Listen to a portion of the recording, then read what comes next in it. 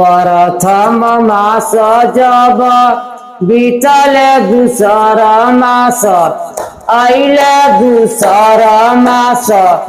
आई गईले ललना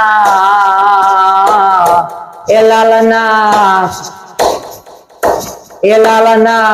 पनवा के बीरा नासो हाला तो ठिकारा पर मन धावे हो ललना पनवा के बीरा नासो हाला तो ठिकारा पर मन धावे हो तिमाही मास जब बीतले चौथा मास आइले चौथा मास आई गईले ललना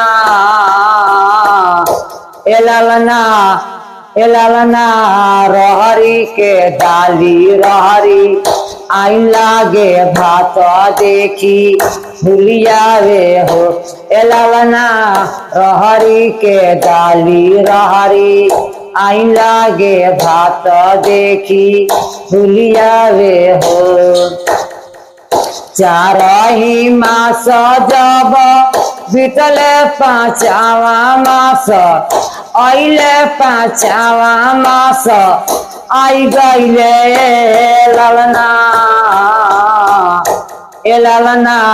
जही नाही गोड़ घ रईले तो होरी लाय गम कैले हो ललना जही नाही गोड़ घ रईले तो होरी लाय गम कैले हो छवाही मास जब बीतले सातवा मास आइले सातवा मास आई गईले ललना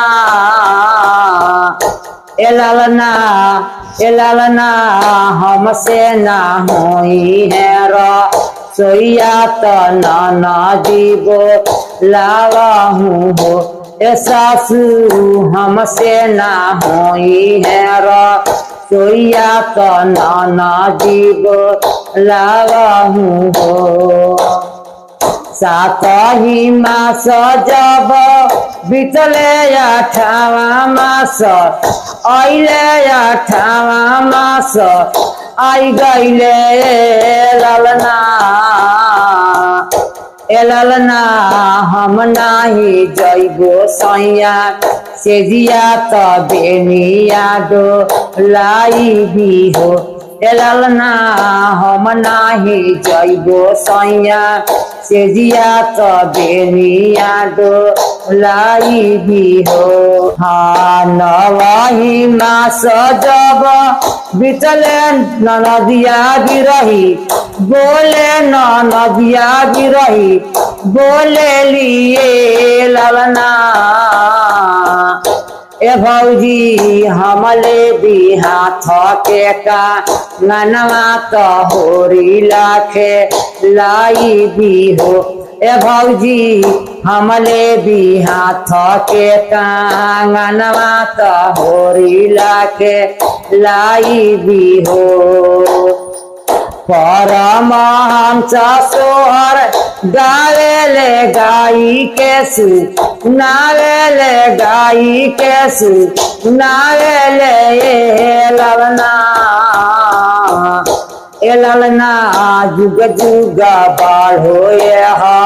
वात महलिया उठे सोहरी हो ललना जुग जुग बाढ़ो वात महलिया उठे